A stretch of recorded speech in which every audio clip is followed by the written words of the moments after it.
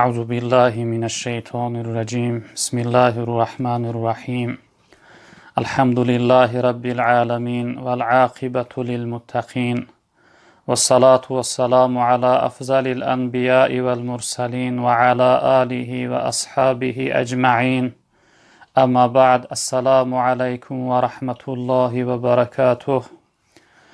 برادران عزیز، دوستان گرامی قدر، شکر الله خوب و مهربان را که برای من و شما توفیق داده است و نصیب گردانده است که از این شبهای نورانی، از این شبهای طلایی، از این شبهای پرفیض و برکت ماه شریف رمضان الحمدلله که استفاده میبریم.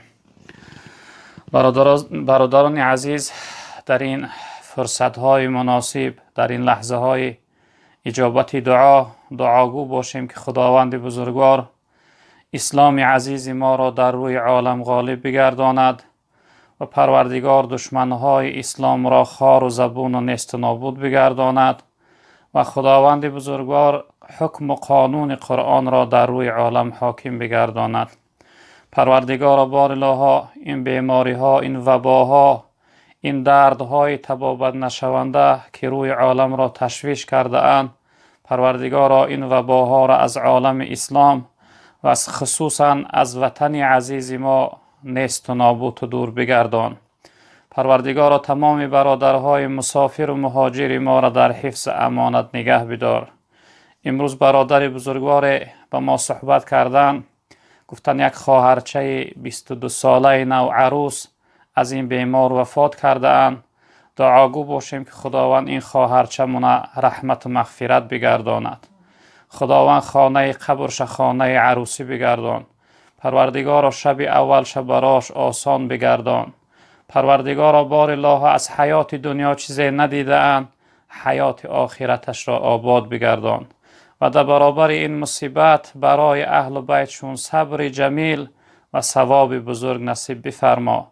پروردگارا بار الله تمام برادرهای بزرگواری که هر امید و آرزو و مراد و مقصد دارند و مراد و مقصد به امید و آرزوهاشون برسان. پروردگارا خاتمه ما را به خیر بگردان. آمین یا رب العالمین. برادران عزیز بزرگوار، صحبت امروزه ما درباره جواب سوالهای هست که برادران عزیز برای ما فرستاده اند. برادر عزیز سوال کردند که السلام علیکم بابای داملا، یک سوال داشتم. ما در همین رمضان مرغ‌های مگزینی استفاده میبریم، ممکن است یا نه؟ در حالی که ما مهاجران، در حق ما مهاجران دعا کنید تا که مشکلی ما را الله مهربان آسان کند. خداوند بزرگوار تمام مشکلی های عالم اسلام و خصوصا مشکلی های برادرهای مسافر و مهاجر ما را آسان بگرداند. اکنون برادر عزیز، این مرغ هایی که در مگزین ها هستند، چی اونهایی که حلال نوشته شده اند، چی اونهایی که غیر حلال همچون یعنی مرغ عادی هستند، اینها را اگر تا حد امکان علاجش باشه نخورید، پرهیز کنید، احتیاط کنید، خوبتر است. چون که شخصیت نزد من آمد گفت یعنی چنین سیخ های مخصوص بوده که این مرغ های حرام در اون یعنی پکت های حلال نوشته شده چون می انداختن، محکم میکردن، یعنی در مردم تقسیم میکردن تا جای یعنی کشتن همون مرغ ها معین نباشه. از اینهای مگزین ها بهتر است که نگیرید و نخورید. اونهایش که حلال نوشته نشدن، اونها با طریق اولا حرام هستند، اونها یعنی چیزی ضررناک هستند. چقدر احتیاط کنید. الحمدلله امروز در تمام یعنی مملکت های روسیه، در تمام شهرهاش هست جایی که گوشت حلال میفروشند. از اون جاها گوشت حلال گرفته، گوشت حلال خوری. حرام خوردن برادران عزیز چند ضررهای داره برای انسان، ضررهای زیاد داره. یکی از ضررهای او این است که دعای انسان به درگاه خداوند اجابت نمی شود. دعای انسان به درگاه خداوند قبول نمی شود. در روایت پیغمبر بزرگوار صلی الله علیه وسلم تن که هر انسانی که یک یعنی لقمه، یک قطره، یک جرعه چیزی حرام وقتی از در گلوش فرو ببره، خداوند تا 40 روز عبادتی و قبول نمیکنه. تا 40 روز عبادت و رد می شود از درگاه خداوند.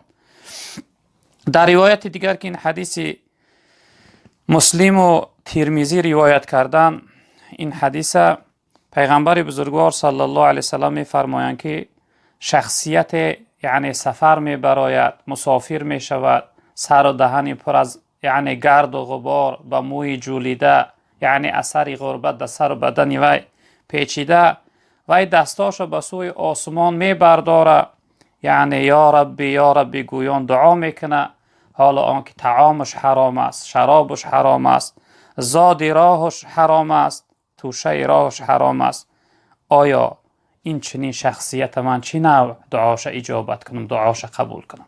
یعنی انسانی که وقتی از لقمه حرام، از طعام حرام، از نوشاکی حرام استفاده برد، دعای وی در درگاه خداوند قبول نمی شود.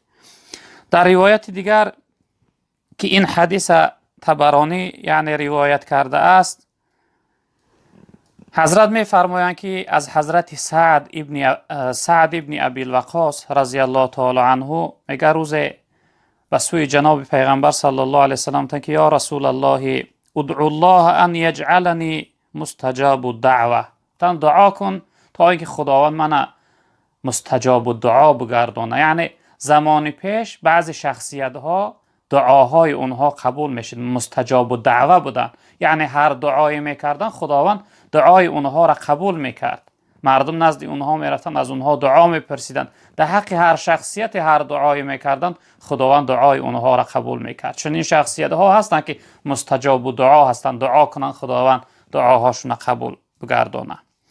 وقتی این چیز از پیغمبر بزرگوار صلی الله علیه وسلم حضرت سعد پرسیدن، پیغمبر بزرگوار صلی الله علیه وسلم گفتن که یا سعد اطیب مطعمک، گفتن ای سعد طعامی که میخوری و پاکیزه کن، پاکیزه نگه دار، یعنی چیزی پاکیزه بخور، چیزی شبهناک، چیزی مکروه، چیزی حرام در گلوت فرو نبر، حرکت که چیزی حلال یعنی چیزی به شبهه و پاکیزه استفاده بر، تکن مستجاب الدعوه.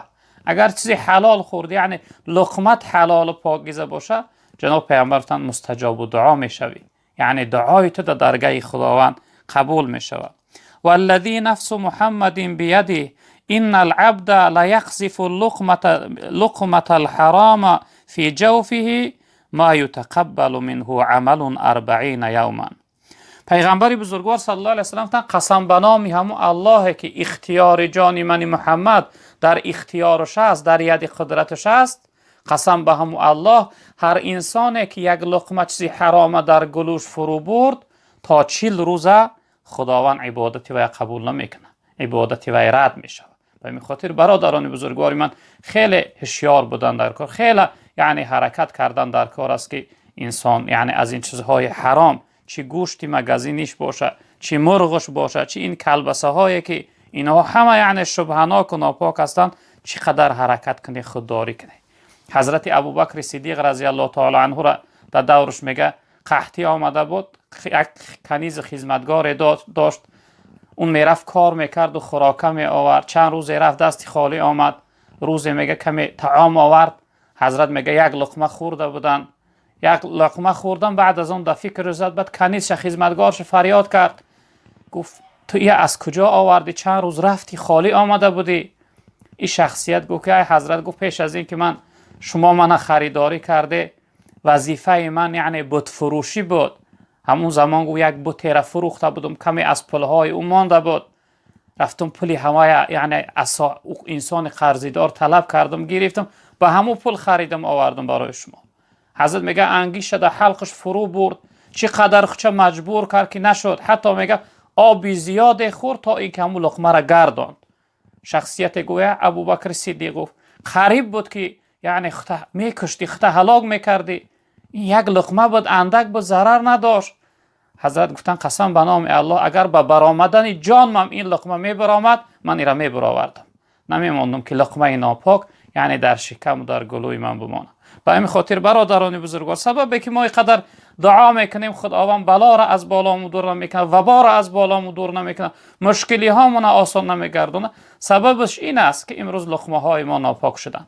به این خاطر برادران بزرگوار من حرکت کنه، یعنی گوش نشد، مرغ نشد، دیگر چیزهاش هستن، یعنی دیگر چیزها را گرفته خوری. حرکت کنی از جاهای پاکیزه و حلال، چیزی حلال خوردن براتون بهتر است. برادر عزیز بزرگوار، برادر دیگر سوال کرده که السلام علیکم داملا جان، خب درباره ملت پرستی سخن میکردید، بسیار خوب میشد. در تاجیکستان هم بسیار برادران ازبک هستند. برادران عزیز، اصل ملتگرایی و ملتچیگی این حکمش در شریعت حرام است. انسان حق نداره که یعنی ملتچیگی کنه، ملتگرایی کنه، چون که خداوند تمام مؤمن و مسلمان در قرآن برادر خوانده است. انما المؤمنون اخوه، تمام مؤمن ها برادر هستند، چی وی عرب است، چی عجم است، چی تاجیک است، چی ازبک است، چی دیگر ملت است، خداوند همه را در قرآن برادر خوانده است. در حدیث مبارکش پیغمبر بزرگوار گفتند المسلم و اخو المسلم، گفتند مسلمان برادر مسلمان است. در سوره حجرات خداوند آیت 13 تا بفرمایند که یا ایها الناس انا خلقناکم من ذکر و انثی و جعلناکم شعوبا و قبائل لتعارفوا ان اکرمکم عند الله اتقاکم. رب العالمین میگه ای مردم دنیا، چی عرب هستی، چی عجم هستی، چی سیاه هستی، چی سفید هستی، من همه شما را از یک زن و یک مرد خلق کردم، از یک حضرت آدم علیه السلام و یک مام حوا خلق کردم، در بین شما شاخه و قبیله گرداندم تا اینکه همدیگر را بشناسه. بهترین شما در نزد خداوند پرهیزگارهای شما است. بهترین شما، به قدرترین شما، به حرمتترین شما در نزد الله رب العالمین پرهیزگارای شما هست. پیغمبر بزرگوار صلی الله علیه وسلم در حدیث مبارکشون میفرمایند که این حدیث امام احمد روایت کرده است. حضرت میفرمایند که ایها الناس الا ان ربکم واحد و ان اباکم واحد. گفتن ای مردم دنیا، ایرا بدانید که پروردگار شما یگانه است، یک است و پدری شما هم یک است، حضرت آدم علیه السلام. الا لا فضل لعربی على اعجمی ولا لاعجمی على عربی ولا لاحمر على اسود ولا اسود على احمر الا بتقوا. جناب پیغمبر صلی الله علیه و سلم شما ایرا عنیق بدانه که نیست فضیلت و بزرگی عرب را بر عجم، یا اینکه عجم را بر عرب، سیاه را بر سفید، سفید را بر سیاه، یعنی برتری و یعنی فضیلت دارتری نیست مگر گفتم به تقوا. کدامی از اونها به تقوا باشه، کدام انسان خدا ترس و پرهیزگار باشه، همون شخصیت فضل و عزت و حرمت داره در درگاه خداوند.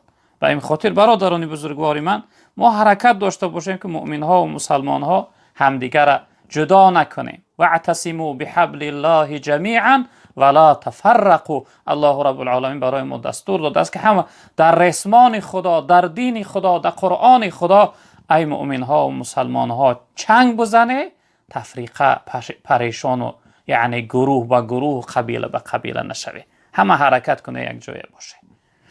به این خاطر یعنی ملتچگی در شریعت اسلام برادران عزیز بزرگوار من حرام است. حرکت کنه که ملتچگی نداشته باشه. برادر عزیز سوال کرده السلام این برادر نبوده والله اعلم مادر باشه. السلام علیکم داملای عزیز، من یک ماه می شود که پسرچه 16 ساله را گم کردم. بسیار داغ سخت. خب هرچند خودم را دارم گویم نشده ایستاده است. به من یگان پند و نصیحت گوید تا این دل من تسکین یابد. بسیار در عذابم. اکنون مادر باشی یا اینکه برادر باشی، هر مصیبتی که به بالای انسان می آید از جانب پروردگار است. اگرچه مصیبت سخت و وزنین هم باشد، انسانیت باید در قضای الهی، در امر الهی تسلیم و راضی باشد. غیر از این برای ما دیگر چاره نیست. فقط ما در مصیبت این قدر اجازت داریم، خداوند برای ما این قدر رخصت داده است که گوییم که انا لله و انا الیه راجعون. ما همه از آن خداییم، همه آخر به سوی پروردگار بازگشت داریم. این قدر برای ما رخصت است. ان لله ما اخذ و لله ما اعطا. هر چیزی که الله گرفت از خودش است، هر چیزی که برای من و شما الله داد اونم از خودش هست. و این خاطر وقتی فرزند ما، برادر ما، شوهر باشه یا پدر و مادر دیگر باشن، وقتی خداوند اونها را از حیات ما میگیره، ما باید در قضای الهی تسلیم و راضی باشیم، چون که امر خدا هست، دستور خدا هست، امر از جانب پروردگار شده است. مادر محترمه یا اینکه برادر بزرگوار، هر کدامی که هستی در این قضا تسلیم و راضی باش. پیغمبر بزرگوار صلی الله علیه و سلم را حدیث مبارکشون هستند که فرمودن که این عظیم الجزاء مع عظیم البلا، گفتن بزرگترین ثواب همراهی بزرگترین بلا هست، همراهی بزرگترین غم است. و ان الله تعالی اذا احب قوما ابتلاهم، خداوند هر قوم را، هر شخصیت را که دوست داشت و در بلاها، در مصیبتها، در غمها مبتلا میگردانه. یعنی وقتی خدا دوست داشت بندش مبتلا میگردانه او را. فمن رضی فله الرضا و من سخط فله السخط. گفتن هر انسانی که در این یعنی بلای خدا، در این مصیبت الهی تسلیم شد و راضی شد، او رضای خدا را از خود، اما کسی ناراضی شد خدا را از خودش ناراضی میگردونه. و همین خاطر مادر محترمه باید تسلیم باشی، باید راضی باشی، چون که مصیبت شما از جانب الله است. وقتی الله یعنی فرزند شما را گرفت، باید که شما صبر کننده باشی، از خداوند امیدی ثواب داشته باشه. حدیث بخاری هست که حدیث قدسی بود از پروردگار، گفت است که از برای هر یک بنده مؤمن، برای هر بنده مؤمنم جزا و مزدی وی در نزد من، هر وقتا که یک عزیز دوست از وی گرفتم در این مصیبت از من امیدی ثواب کنه، یعنی مزد و جزا و پاداشتی وی جنت است. در برابر صبر کردن من برای وی جنت نصیب میگردم. با این خاطر مادر محترمه، اولش که در قضای الهی راضی و تسلیم باش. دوم این که در برابر این مصیبتی جانسوز، در برابر این مصیبتی قامت شکن و میان شکن، از خداوند امیدی ثواب داشته باش، صبر کننده باش. از همه بزرگترین ثواب ها ثواب صبر است. در روز قیامت وقتی انسان دعوای ثواب صبر میکرده است، ملائکه ها عاجز میماندند در ادا کردن ثواب صبر انسان. بعد از آن ملائکه ها به خداوند مراجعت میکرده اند. رب العالمین میفته انما یوفی الصابرون اجرهم بغیر حساب. میفته من امروز صبر کننده ها را ثوابشون به حساب برای اونها ادا میکنم، به حساب براشون ثواب میدهم. به این خاطر مادر محترمه باشی یا اینکه برادر بزرگوار من، در این مصیبت حرکت کن، صبر کننده باش، ان شاء الله رب العالمین اجر ثواب زیادی از خود میکنی. برادر عزیز سوال کرده که السلام علیکم داملای محترم، التماس به همین سوال من جواب گردانید.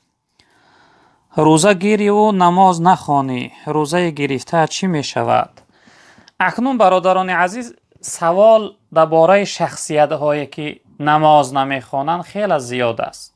یعنی این سوال هم همون دلالت داره که انسانی که روزه می گیرد و نماز نمی خواند، وقتی در برابر، البته در برابر روزش خداوند اجر ثواب براش میدهه، اما بی نمازی این بدترین گناه است برادران عزیز. از همه سختترین، از همه بدترین گناه ها گناه بی نمازی هست. تاریک الصلاة میگویند، ترک کننده نماز. هر انسانی که، حتی در یک روایت پیغمبر بزرگوار گفتن که هر انسانی که نماز یعنی قصدن ترک کنه، فرضش ندانه و نخوانش، وی کافر میشود.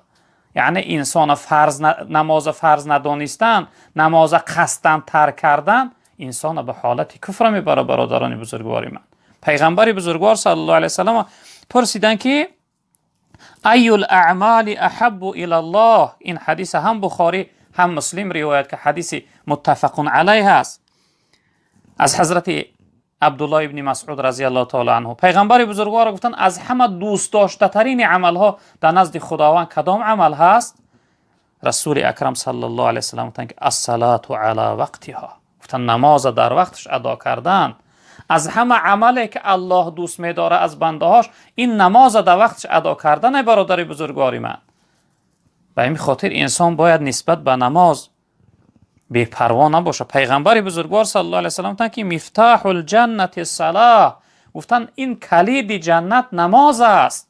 انسانی که جنت بخواه، انسانی بخواه که داخلی جنت شود، باید نماز ادا کنه، چون که کلید جنت برای هر یک شخصیت و انسانی که نماز نخوند و کلید جنت نداره و جنت داخل شده نمیتونه. در روایت دیگر که ابو داود و ترمذی و نسائی روایت کردن از حضرت ابو هریره رضی الله تعالی عنه، حضرت میفرماید که سمعت رسول الله صلی الله علیه و سلم یقول، میگه من شنیدم که پیغمبر بزرگوار صلی الله علیه و سلم میگفتند ان اول ما یحاسب به العبد یوم القیامه من عمله صلاته. گفتم پیغمبر بزرگوار گفتن که یکمین چیزی که در روز قیامت خداوند از بندش میپرسه این نمازش است. یکمین چیزی که در روز قیامت از بنده پرسیده میشود نماز است. شیخ عطا را میگه روز محشر که جانگداز بود اولی پرسیش از نماز بود. یکم چیزی که در قیامت خداوند میپرسه ای نماز است. حضرت گفتن فإن صلحت فقد افلح و انجح و این فسدت فقد خاب و خسر. گفتن هر انسانی که اگر صلاحیتی یافت جوابی نماز ادا کرده توانست، نمازهاش خوانده بود، او شخصیت به تحقیق خوشبخت شد، نجات یافت. اما هر شخصیتی که فاسد کرد، نماز قضا کرد، نماز نخوانید، جوابی نماز ادا کرده نتوانست در نزد خداوند، او شخصیت به تحقیق بدبخت خوار شد، رسوا شد. به این خاطر برادران بزرگواری من حرکت کنید نسبت به نماز بی‌پروا نباشید. نماز یگان حالت نداره که از روی شخصیت مردینه ساقط شود. بله زنها را حالتی یعنی کسل زنانه شد، حیض دیدن، نفاس، خداوند از روی اونها نماز برداشته است. اما برای شخصیت مرد مولانا یک جمله داره: زی معذوری اجازت روزه خوردن، نماز را نیست اجازت تا با مردن.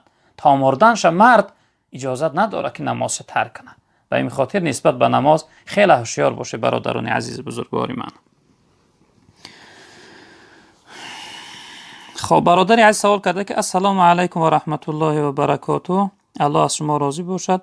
اکای دامولا جان یک سوال: اگر $6,000 داشته باشی، خب زکات را چند سوم باید دهی و در کی ها در کجا؟ الله نگهبانتون باشه. برادر عزیز چند سومه که داری یعنی از همون جمع سومهات 2.5 فائز 2.5% میبراری زکات میتی. از $1,000 $25 است. وقتی $6,000 داشته باشی $150 میشود. یعنی از همون جمع سومهات از $6,000 $150 باید که یعنی زکاتشون ادا کنی. اکا گفته دکی بایدی، بهترین همین است که اگر اپا و خواهر، اکا و دادر کمبغلی محتاج داشته باشی به شرطی که همراهیت زندگی نکنند اونها را ادا کن. در پدر مادر نمیشه.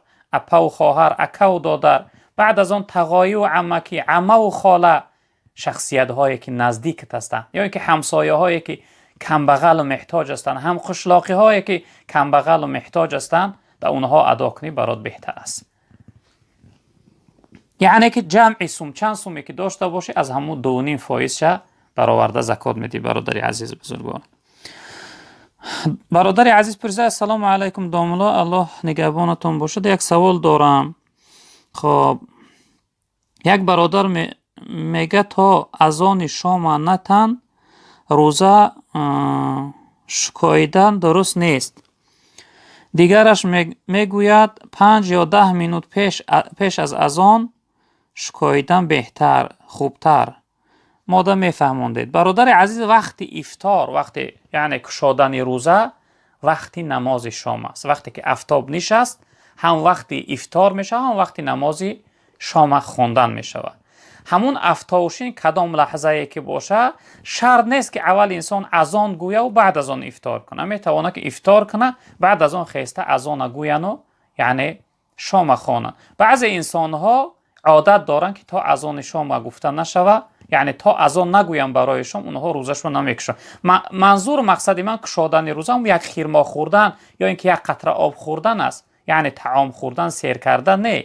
منظور من هم یک خیرما و یک قطره آب خوردن است. یعنی پیش از نماز شام سنت است که انسان روزه اش رو کشاید. چنین گپ نیست که انسان باید 5 دقیقه یا 10 دقیقه پیش از وقت اذان. این پیش از وقت اذان شام نشده است. یعنی افطار لحظه ای می شود که وقتی نماز شام داخل شود. یعنی اذان شام برای نماز شام میگویند. یعنی در قشلاق‌ها و شهرها اذان میگویند به چه خاطر؟ به خاطر که مردم دانن فهمن که وقتی نماز شام شده است و با او افطار میکنن.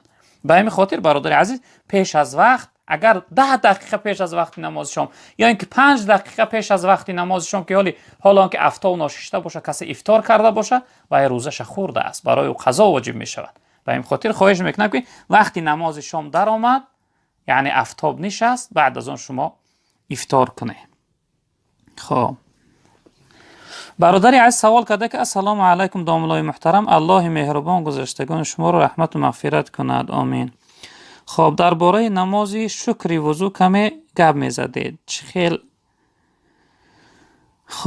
خیل میخونی، چی درجه داره؟ اکنون برادر از نماز شکر وضو خواندنش 2 رکعت است. شکر گفته یعنی شکرانه طهارت، وضوش طهارت میشه، شکرانه طهارت. انسان وقتی که طهارت کرد یعنی که 2 رکعت نماز شکرانه برای طهارتش میخونن یا شکر وضو میگوین، یعنی که در وقتی که بعد از طهارت کردنش انسان میخونه.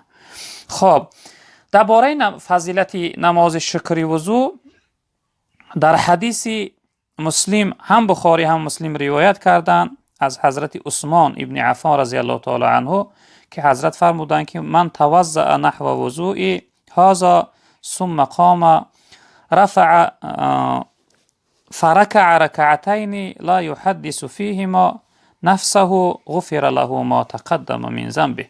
حضرت گفتن که هر انسان که طهارت کرد این چنین، یعنی خودشون طهارت کردن. وقتی نوعی که ما طهارت میکنیم دهان و بینی و یعنی دست رو میشویم، این چنین طهارت کردن. بعد از اون گفتن هر انسانی که این چنین طهارت کرد بعد از اون رفت 2 رکعت نماز خواند، یعنی یگان سخن زیادتی نگفته بین طهارت و نمازش، یگان چیزی نگفت، رفت 2 رکعت نماز خواند، خداوند همه گناههای گذشته و یعنی میبخشه. این فضیلت شکر وضو است که گناهاش بخشیده میشن. و در حدیث دیگر پیغمبر بزرگوار صلی الله علیه و آله گفتند که هر انسانی که طهارت کرد و طهارتی خوب و بهتر کرد و رفت 2 رکعت نماز، یعنی به حضور دل و چقدر به خوبی ادا کرد، برای او انسان خداوند جنت نصیب میگردونه، جنت براش واجب میگردونه.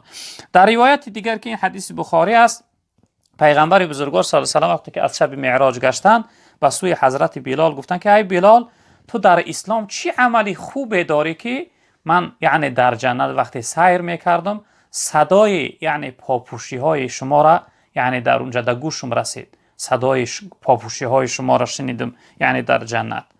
حضرت گفتن که یا رسول الله من چیزی ندارم مگر این که گفتن هر وقتی که طهارت کنم 2 رکعت نماز میخوانم، برای یعنی طهارت کردن 2 رکعت نماز میخوانم. یعنی این حدیث دلالت داره که درجه و فضیلت حضرت بلال خداوند در جنت از روی اون 2 رکعت نماز شکر وضو خواندنش در جنت درجهش بالا کرده. البته فضیلت ثواب زیاد داره، کسی که توانایی داشته باشه بخونه ان شاء الله که ثواب زیاد میگیره. برادری عزیز سوال کرده که السلام علیکم بابای داملا، آدمی که پدر و مادرش را رنجانده باشد بعد از آن پشیمان شود بخشش پرسد، خداوند میبخشد؟ البته برادری عزیز، انسان وقتی که پدر و مادرش وقتی آزار داد و خفه کرد بعد از آن پشیمان شد، آمد از اونها بخشش پرسید و اونها اینه بخشیدن، از این خرسند شدن، از حق از دعواش گذشتن، در این صورت البته خداوندم گناه انسان نمیبخشه. تا اون لحظه که پدر و مادر راضی نشوه، یعنی پدر و مادر نبخشن حق فرزنده، خداوند گناهی را نمیبخشه. یعنی که انسانی که پدر و مادر آزار داده باشه، به همین خاطر انسانیت حرکت کنه که یعنی در حیاتیش و در زندگیش پدر و مادر خدمت کنه، دعاشون بگیره. اگر آزار داده باشه حرکت کنه، از اونها بخشش بپرسه، از اونها یعنی حلالی طلب کنه تا اینکه اونها حقشون حلال کنن، از دعواش یعنی گذرن. البته انسان وقتی پشیمان شد بخشش پرسید، پدر و مادر راضی شدن و بخشیدن، خداوند گناه انسان رو میبخشه. خب برادر عزیز سوال داره که السلام علیکم برادر، خب من زنم رو یک طلاق کردم، خب من نمیخواستم که جدا شوم، اما مادرش آمد و سببش را نپرسیده دخترش را گرفته رفت.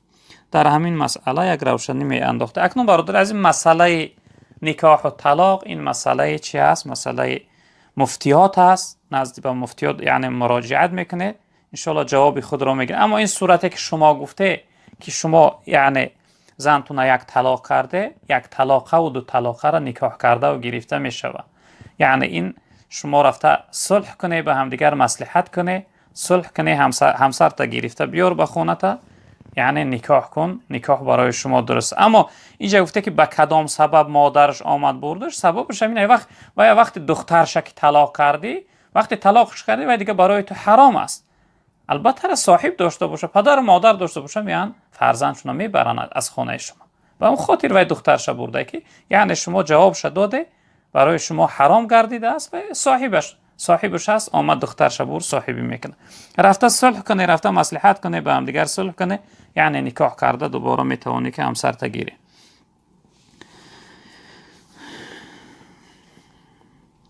برادری از سوال کرده که السلام علیکم و رحمت الله و برکاته. خب آدمایی که از همین ویروس میمیرند، جنازهشون را نمیکنند، حکم اینها چی می شود؟ برادری از این انسان هایی که جنازه ناکرده یعنی در خاک سپاریده شدن، اونها را تا اون لحظه ای را که گمان برده می شود که اونها یعنی جسم بدنشون ویران نشده است، تا همون لحظه را در قبرهاشو جنازه کرده می شود، به شرطی که ویها یعنی شستگی باشن، بعد از یعنی مردنشو شسته باشن، بدنشون یعنی پاکیزه کرده باشن، بعد از اون گور کرده باشن، می شود که چنین شخصیت ها را در قبرشون، در بالای قبرشون مردم رفته جنازهشون کنند و در حقشون دعا کنند انشاءالله که این مرگی و با خودش مرگی شهادت از درجه شهیدی یعنی شهیدی داره برای انسان ها. خب برادری عزیز سوال کرده السلام علیکم حضرت، در خواب باشی یک گناه کنی، خب در نامه اعمال نوشته می شود. اکنون برادر عزیز، خواب این غیر حالت است. گناهی که در این مثلا انسان در خواب شیطانش میزنه یا در خوابش یگان کلمه کفر میگوید، حتی در خواب زنش انسان طلاق کنه طلاق نمیشود، یا اینکه مثال در خواب بعضی گناهایی که انسان انجام میده البته اونها نوشته نمیشن، چون که پیغمبر بزرگوار صلی الله علیه و سلام حدیث مبارکشون است. این حدیث ابو داود روایت کردن از حضرت علی رضی الله تعالی عنه. حضرت فرمودند که پیغمبر بزرگوار میفرماید رفع القلم عن ثلاثه، گفتن خداوند قلم تکلیف از سه گروه انسان برداشته است. عن النائم حتی یستیقظ، گفتن از انسان خواب حتی که از خواب بیدار شود، یعنی انسان خواب گناهش نوشته نمیشه، هر عملی کرد، هر حرکتی کرد، هر چیزی گفت، انسان خواب عملش یعنی که قلم تکلیف از وی برداشته شده است، در نامه اعمالش نوشته نمیشه. و عن الصبی حتی یحتلم، و از انسان کودک حتی که یعنی به بلاغت رسه، حتی که وی احتلامی شود، تا حالتی به بلاغت رسیدن شه، انسان کودک هم هر عملی گناهی کرد نوشته نمیشه. و عن المجنون حتی یعقل، و از انسان دیوانه حتی که وی عاقل شود، به عقل شود، هوشیار شود. یعنی این سه گروه مردم خداوند یگان عملهاشون نمی نویسه. یکی از اونها انسان خواب بود. در خواب انسان هر کاری کرد، هر حرکتی کرد، در نامه اعمالش برادر عزیز بزرگوار نوشته نمی شود.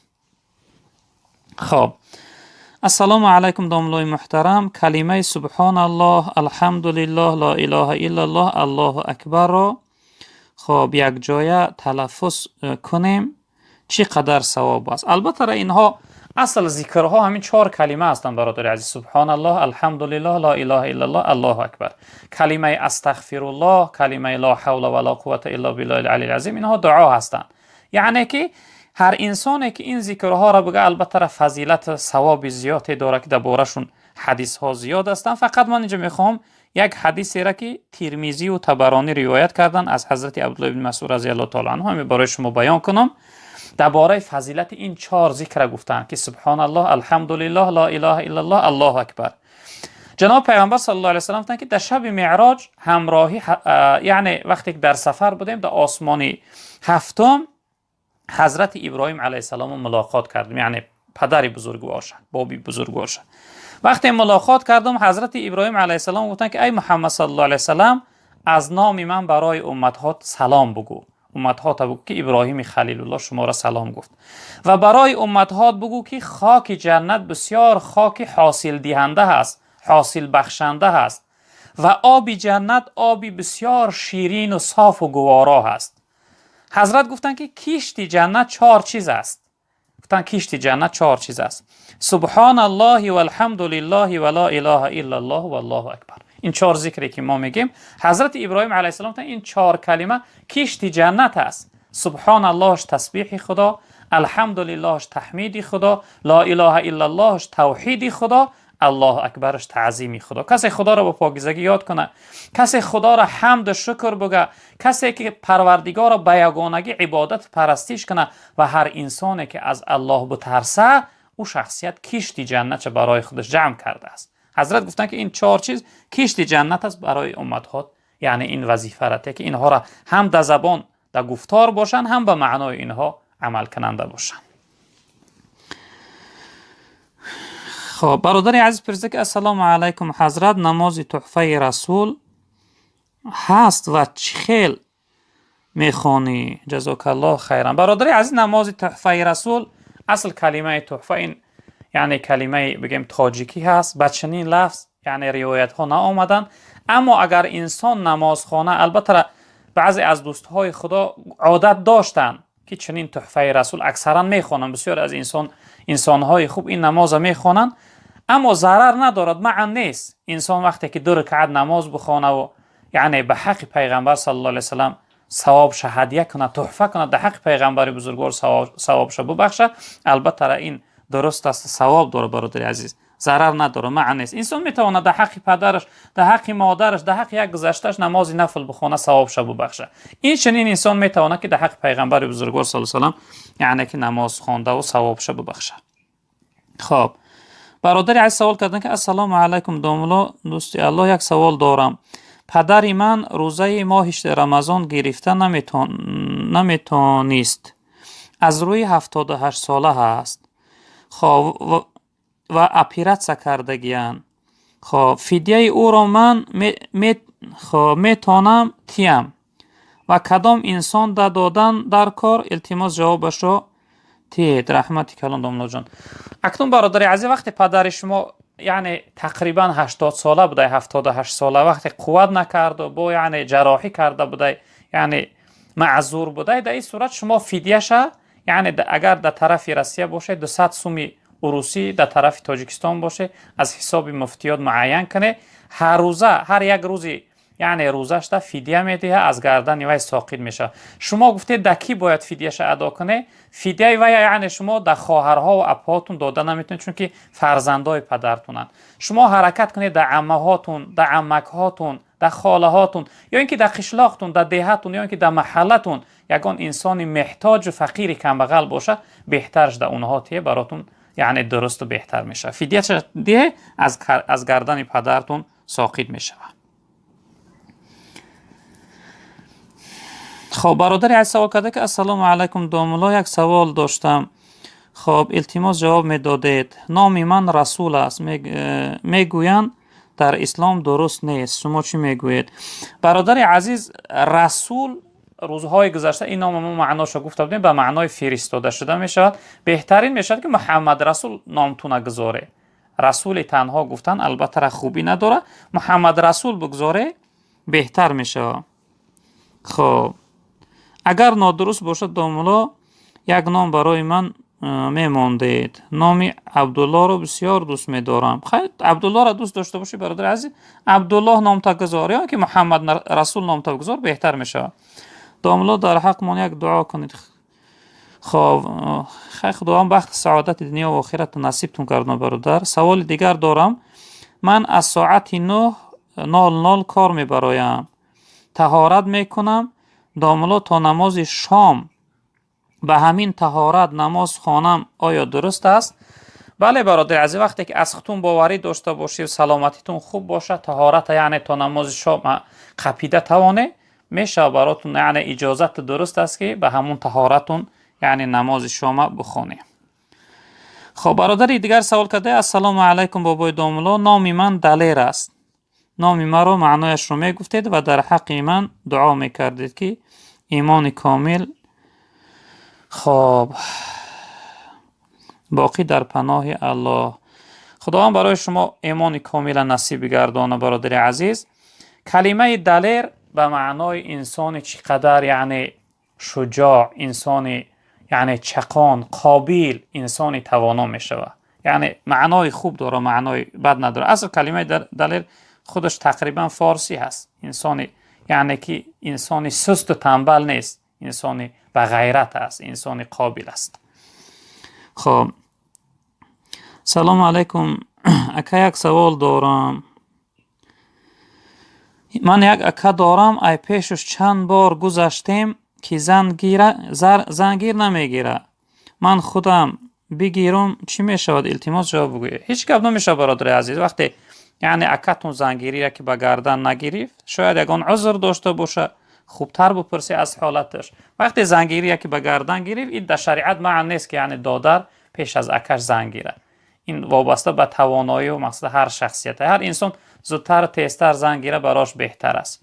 البته ضرر نداره، گناه نیست پیش از برادر زنگیریتن برادر عزیز. خب جا برادر عزیز سوال کرده که سلام علیکم دوملا، من دستفچیک بودم در یک زواد کلبسه. خب کلبسه من فهمیدم در زواد گوشت خوک تیار میکنن، در همون جا کلبسه حلال گفته میفروشن. این زوادی خب آستان کنا میباشد. خب حتی در پیتیورچکه یا دیسکی یا اشن اینا میبینم. خب خلال نویستگیان. خب همه مسلمانان میخورن، من میگم نخورین، اما ویها میخورن. حتی رمضان دا میگن حلال نویستگی. خب پیچه داره که التماس به مردم رسانین که از همین مگزینای گفتگی من خب نخورن. در تنه کلبسه نویستگی. خب سارید سینو خداوند نگهبانتون باشه. اگه همین کلبسه هایی که سارید سینو نویستگی بوده، این برادر همونجا میگه من دستفچیک یعنی باربر کار میکردم، همونجا کلبسه های حلالم یعنی از همونجا میبرارن که اونجا جای خوگی هست. اکنون ببینه برادر عزیز که معین شده است که همین ها شبهناک و ناپاک و حرام هستند، چقدر یعنی حذر کنه، احتیاط کنه. خب برادر عزیز سوال داره. سلام علیکم داملای محترم، نام من قیام الدین چیست میگفتید؟ التماس معنای نام من قیام الدین چیست میگفتید؟ التماس خداوند نگهبان باشه. معنای نام شما قیام به معنای برپادارنده دین، شخصیتی که دین خدا را نصرت میده، قوت میده، دین خدا را در روی عالم یعنی بلند میبرداره. همون شخصیت قیام از قایم گرفته شده است، یعنی برپادارنده، انسان دین بردار، حرکت که برادر عزیز مناسب و موافق به نام در دین خدا خدمت کننده باش. معنای خوب داره. سلام علیکم داملا، التماس به همین سوال من جواب تین. همین ناس فروشی حرام است و پولش حرام است یا حلال؟ خب حاجی ناس فروشه چخیل میشه؟ اکنون برادر عزیز ناس یک چیزی است که بین علما خصوصا در عالم های می وطن خودمون بین شده این مسئله جنجال است. بعضی از اونها حرام میگویند، بعضی از اونها مکروه میگویند. این مسئله جنجالی هست. اما اونهایی که حرام میگویند دلیلشون در اصل هر چیزی که اسراف داشته باشه، اسراف هر چیز حرام است. دلیلش اسراف کاری است. دیگر دلیلش که به انسان ضرر دارد. اما استفاده بردن ناس از بس که درباره‌اش آیتی صریح نآمده است یا اینکه حدیث پیغمبر یعنی اثبات نشده است، ما بهتر است که از حرام گفتن مکروه گوییم، چون که برای حرام گفتن یا یک دلیل قطعی لازم است، یا آیت قرآن یا اینکه حدیث متواتر درباره این چیز یعنی آمده باشه. بهتر میشه که ناس گوییم که از روی چی؟ از روی اینکه ضرر داره، دهان انسان یاره میکنه، دندانهای انسان سیاه میکنه و وقتی که انسان ناس کشید ناس وای میبره. وقتی انسان ناس کشید همراه یک برادرش صحبت کرد و برادرش ناراحت میشوه. از سبب همین یعنی چیزهاش بهتر است که ما حرام نگوییم و مکروه گوییم. مکروه هم دو نوع میشه، مکروه تنزیهی تحریمی، مکروهی که به حلال نزدیکه، مکروهی که یعنی به حرام نزدیکه. بهتر میشه که مکروه گوییم. هر چیز یعنی فروختنش مثل استفاده بردنش است. حکم فروختن مثل حکم استفاده بردن.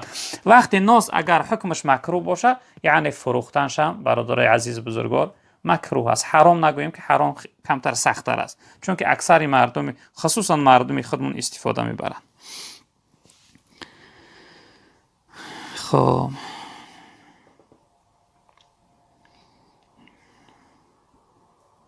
برادری از سوال کرده که السلام علیکم داملای محترم، الله از شما راضی باشد، التماس به سوال من جواب گویید. خب زادروز را جشن گرفتن چی حکم دارد؟ از دیدگاه اسلام جایز است یا نه؟ برادر عزیز، زادروز یعنی روز تولد جشن گرفتن، اگر انسان هم یار و دوستاش جمع کنه و یک طعام کنه، یعنی یک ضیافت، یک معرکه عادی باشه که در اوجا شراب نوشی نباشه، در اوجا یعنی موسیقی و رقص حرامی ها نباشن، ضرر نداره. این یک شکرانه یعنی شکر میشه، شکر خدا را به جا آوردن که خداوند انسان به همون عمر رسانید. یعنی مثلا به 25 سالگی، به 30 سالگی خداوند رسانیدش، یا اینکه به 40 سالگی خداوند رسانیدش. اگر یک یعنی ضیافت باشه و یک طعام دادن باشه و همراهی یار و دوستان نشستن و صحبت کردن باشه، ضرر نداره. اما اگر زادروزی که دوای یعنی شراب نوشی باشه و دوای چیزهای حرام باشه، البته این چنینش حرام است، در شریعت معنی نادرست است برادر عزیز بزرگوار. خب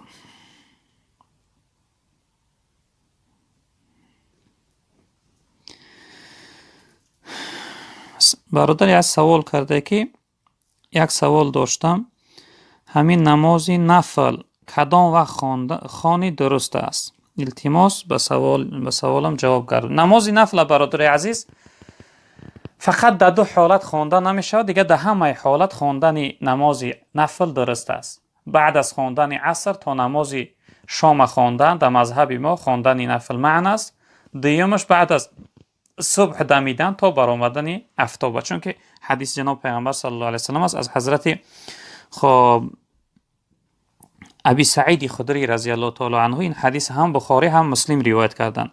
حضرت فرمودند که سمعت رسول الله صلی الله علیه و سلم یقول لا صلاة بین الصبح حتی ترتفع الشمس ولا صلاة بعد المغرب حتی تغیب الشمس. گفتن که نماز درست نمیشد، نیست نماز بعد از دمیدن صبح تا برآمدن آفتاب، و نماز درست نمی شود بعد از یعنی نماز عصر تا شیشتن آفتاب تا نماز یعنی شام. در همین دو وقت یعنی خواندن نفل معنی است. دیگه همه وقت انسان میتونه که نفل بخونه.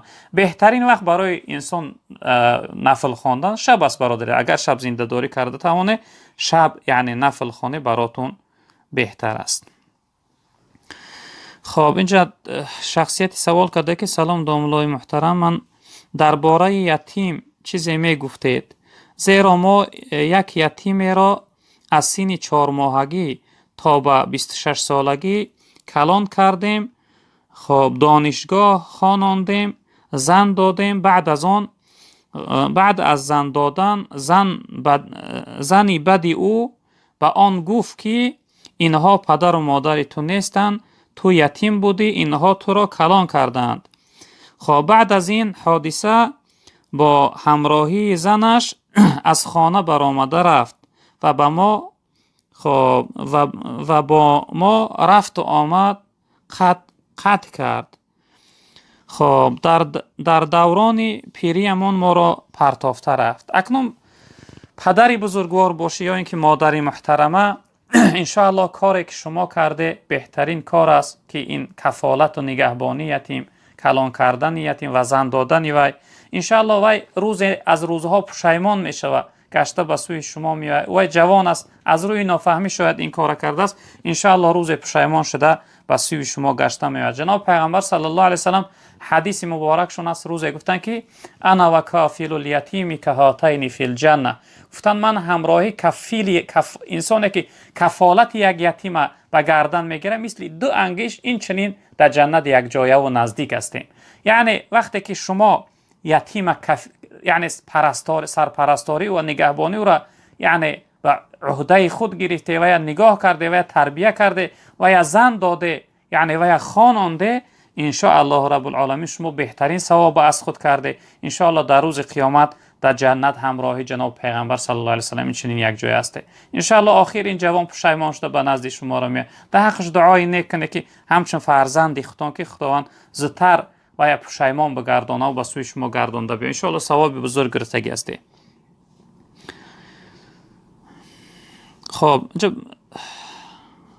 خواهر اسلامی سوال داده: السلام علیکم داملای عزیز، برای زن بلند خواندن نماز ممکن است یا اینکه نه؟ نه خواهر محترم، برای زنها نمازها را بلند خواندن معنی است، چون که صدای زن در شریعت یعنی در مذهب ما اکثر از علما فتنه گفتن به خاطر که در زنها جبر نشود، اما بعضی از علما گفتن صدای زن این عورت است. عورت چی نوعی که بدنش نمایان می شود، اگر صداشان بلند شود این هم حکم داره. یعنی شنیدن صدای زن نامحرم برای انسان بیگانه شنیدنش حرام است. به همین خاطر صدای زن این عورت است، یعنی معنی حرام است. اکثر علما البته فتنه گفتن، فتنهش هم گناه است، حرام است. به همین خاطر زنها اذان و قامت ندارن که وقتی نماز خوانی شدن نیت میکنن نماز میخونن و بلند خواندن نمازها برای زنها معنی است، نادرست است.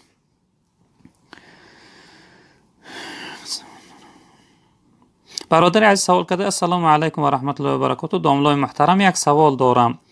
در نکاح اگر یک کس را گیری شاهد نکاح قبول می شود؟ نه برادر عزیز، شرط برای قبول شدن نکاح حاضر بودن دو شاهدی عاقل سالمی یعنی به ایمان است. دو انسان به عقل باشه، دو انسان کامل باشه. انسانهای ضعیف الایمان، انسانهای فاسق هم باشه، شهادتشون درست نمیشه.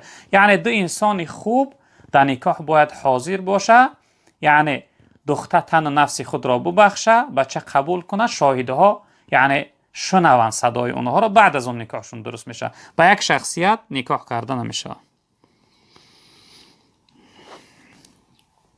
اینجا برادر از سوال کرده که السلام علیکم داملای محترم، خداوند از شما راضی باشد.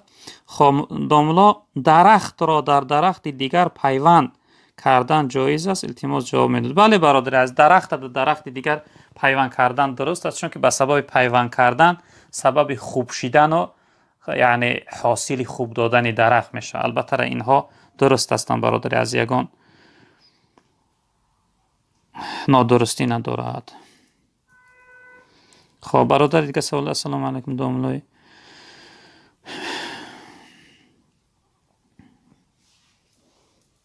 چه برادری از سوال کرده: السلام علیکم داملای شیرین سخن، آیا وقتی سحر خورک 5 یا 10 دقیقه دیرتر روزه را نیت کنی می شود؟ من جوابتون را انتظار هستم، التماس یگان توصیه می دادید. برادر عزیز، 5-10 دقیقه اگر نیت کردن شما یعنی بس کردن و قطع کردن خوردن باشه، مثلا 5-10 دقیقه چی نوع ما بفهمیم؟ اگر بعد از اذان باشه 5-10 دقیقه، بعد از یعنی دمیدن صبح باشه 5-10 دقیقه یعنی نیت کردن و بس کردن خوردن، در این صورت شما روزه رو خوردگی هسته. یعنی مثلا اون تقویم ها را نگاه نکرده خورده، ناگاه نگاه کرده که 5 دقیقه از صبح گذراندگی هسته. اگر این چنین شده باشه شما خطااً روزه را خوردگی هسته، بعد از رمضان یک روز قضا می‌داره. یا اینکه مقصد شما یعنی این تقویم ها یعنی کمتر پیش از نماز هم گرفتگی هستند، مقصد شما این باشه که وقتی انسان خوردن تمام کرد و بعد از اون 5 دقیقه گذرانید، بعد از اون یعنی نیت کرد که من نیت برای روزه فردام، در این صورت باشه ضرر نداره، روزتون درستیده. اما خوردنتون اگر تا بعد صبح باشه، در این صورت شما روزه را خوردگی هستی برادر عزیز. خب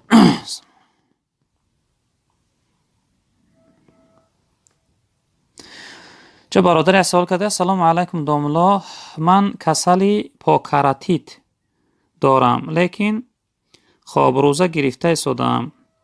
دکتر میگوید گشنه ماندن زیان است، لیکن روزه گرفتم، عذابم زور است، چیکار کنم؟ نمیدونم. اکنون برادر عزیز وقتی شما روزه گرفتن برای شما ضرر داشته باشه، وقتی دکتر شما را فرمیده باشه که شما روزه نگیری ضرر داره و شما را روزه گرفتن زور بیاید، شریعت برای شما رخصت داده است. روزه که انسان ضرر کنه اون روزه با روزه گرفتنش گناه است. به این خاطر شریعت انسان هایی را که یعنی قوت ندارن، طاقت ندارن، برای اونها رخصت داده است. اونها می توانند که روزه هاشون یعنی که خورند. وصلى الله تعالى على خير خلق مولانا محمد وآخر دعوانا الحمد لله رب العالمين.